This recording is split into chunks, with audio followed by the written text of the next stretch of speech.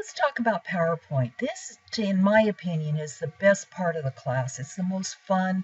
You can see a lot of application in your life. Speaking of that, where do you see PowerPoint presentations? I see them all over. I see them at birthdays, or you often see them at a funeral or a wedding. Have you ever thought and take a real close look at the news? When you watch the news, often you'll see them go through this slideshow. A lot of those are created on PowerPoint or a program just like PowerPoint. So moving on, let's talk about what do you need to think about when you're creating a PowerPoint presentation. First of all, you need to think about your audience. Just like in a lot of the other programs, where are you going to present it? Is it in a dark room? Do you need to make it very light to where they can see it? Because certainly you don't want to use a dark background in a very dark room. It's difficult to see. Or is it going to be in a light, very bright room? Do I need handouts? What all do I need in order to make this presentation good? What kind of equipment am I going to need? Am I going to need a computer? Am I going to need a projector? Are they going to have a screen for me to present on? Or am I going to present it onto like a monitor? So if it's going to be very large, you have to watch the graphics. So make sure that they're very high quality graphics. If the picture's going to be smaller, it doesn't matter that much. So all of those things in planning, but one of the really important things that you need to do when you're planning is think about, we all have a tendency to use audio. We use music that we like in the background, or we may use a picture. Be careful. A lot of those pictures and those audios are copyright protected.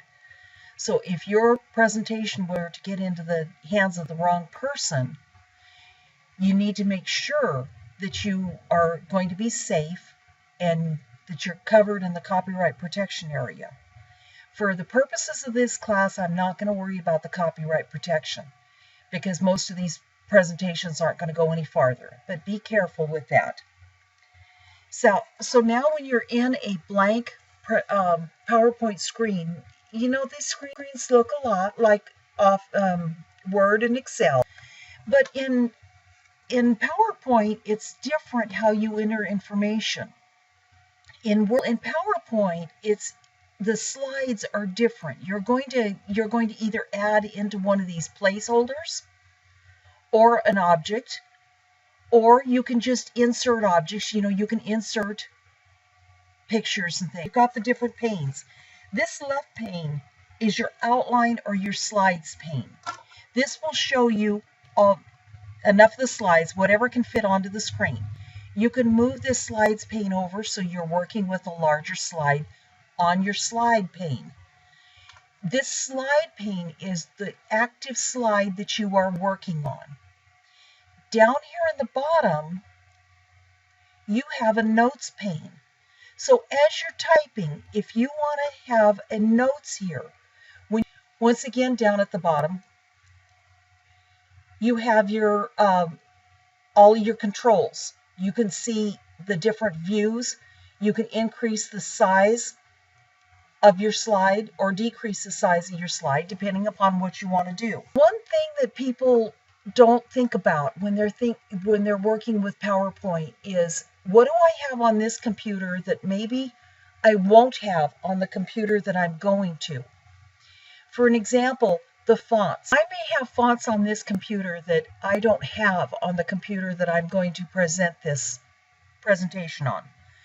And that's something that you won't know until you get there. So if you use any non-standard fonts, what you need to do is you need to embed your font in this presentation. That way you don't have to worry about it. So in order to do that, if I go to File and I go to Options, go to Save and click Embed Fonts before you ever get started. But this is going to be really important if you're using Office 2013 and you're going to a computer that has Office 2010, or the opposite way. Now, I told you that you're going to input information into some of these text boxes here. Well, these really aren't text boxes. These are called placeholders. So if I do this and I put Kathy's training in this placeholder. This no longer is a placeholder. This is called an object. An object is where there is something in the box. And I'm going to move this up. I'm just going to drag it up. You treat it just like a text box. Up here I have an object because there's something in it. Down here there is nothing in this box, so it is still a placeholder. And I'm going to put PowerPoint. I'm going to move this box up. Now what I want to do is insert the date. So if I go into this object here, and I'm going to just space down, I'm going to click the Insert tab, and I'm going to go to the date and time. I can have this date update automatically so that every time I go into this PowerPoint presentation, the date is changed. This is different. If I go to Insert and I click on Insert Date and Time here, without being in one of the placeholders, look at how different the screen is. You have different ways to insert the date and time, and be careful. Your independent challenge tells you to do something different. I can either enter them on the slide where it can be seen, or I can enter it on the notes and handout page. This does not show on the slide, so be careful whether you want it to show on the slide or not. I choose to have it show on the slide. So I'm going to enter the date and time. Once again, I don't have to have it update automatically, or I can make it fixed to where the date is always the same. Say I'm giving this presentation on May 1st. Okay, now this is the date that will always show. I can put the slide number on here, and I can put something in the footer. Maybe I want to put my name in the footer. Okay, now this is what is really nice. Remember when we were working on Word and you had to have the footer not show on the first page or the header not show on the first page? You can do that same thing here just by the click of a button. So you don't have to go through all the different first page. I'm going to say for it to apply to all slides, or I can just apply it to one slide. If you take a look here and see if I can, it automatically puts your date on the left-hand side, then your footer, then the slide number. You do not have to leave these in this position. You can move them. All they are is a text box. I could put that, and if I wanted the slide number in the middle, what I can do is I can go over to the Home tab, and I can center this to where it's in the middle of the object. Now, how do I enter another slide? Well, that's nice and easy. There's several ways. I can go to the new slide here, and I can choose which format. Do I want one picture? I think I want this title and contents. That's one way to add a slide. Another way, if I want a slide between here, right over here when I'm on the slides pane, see how I click between these slides and I get a blank, a flashing line? I can press enter and it enters a slide in between there. I can go down below this last one, enter a slide there. Now, if I want to do this, I'm just gonna pick on something here. My dog is Nikki, and she was real special to me. We lost her recently, and I'm gonna look through here, see if I see a picture of my dog, which I don't. So I'm just gonna pick one. So all I'm gonna do is just pick this dog. So this is just a real quick example. I can control the size of this. I can make it larger. I can make it smaller, whatever I want. Now I can go to my formatting, and once again, I can fade this out and make it sort of a background. If you want to do that, it's the same idea as what we had in all of the other programs. I'm not going to go through all those. You guys know how to edit the pictures. One thing I want to show you, and if you go to your Design tab, these are all different themes that you can put in the background. You see there, as I scroll over these, it will show you what this looks like with the different themes. There's some here that I like very well. There's some that I don't like at all. Notice how it's changing my font, and it's changed. Some of these positions are very different. So you have to be careful. You can also click the down arrow. You can also browse for themes out on the internet. Recently, I saw a a location where you could get like 1,000 different themes. What you need to do if you want some of these different themes, look out on the internet. There is all different themes.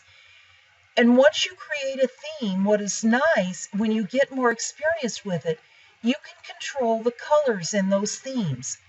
You see here how I'm scrolling over these colors. You are not stuck with the colors that is in these themes. Any of these themes, the fonts, you can change the font on the theme. See, if you don't like the font that it comes with, you can change that. So if I wanted these colors, but I wanted more of a classic font, I can change that there. It does not change anything about where you're. This theme, I probably am going to need a larger font. So then once you change your theme, you can move things around, you can control them. Now, one of the last things that I want to talk about for Unit A is the views. When you go down to the bottom of your screen,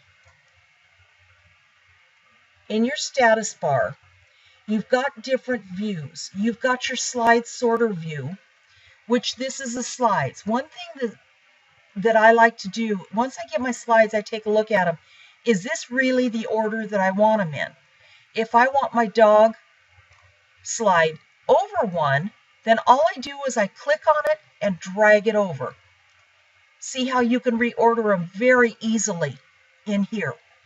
So if I decide, no, I don't like that, I like the dog before the cat, there. You can move them around really easily. So another view that you have down here, you have the full screen view. So this is almost like the slideshow, but it shows you in a full screen what it's really going to look like. Now I'm going to close that, and that only closes the view there. Now the last one is your slide sorter view.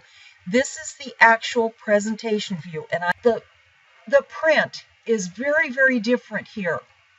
When you click on your print, you can print all of your slides, you can print one of your slides, whatever it is you want to do. You can do the full slide, or you can print your notes page. If I had created notes, they would be down here in this area of the slide. So you might, for your presentation, you can use these notes. That's fine with me. You can do it collated. That's the same thing as before. You can do these landscape, but so if I wanted to do more than one slide on a page to save paper, I can do 3 slides, I can do 6 slides.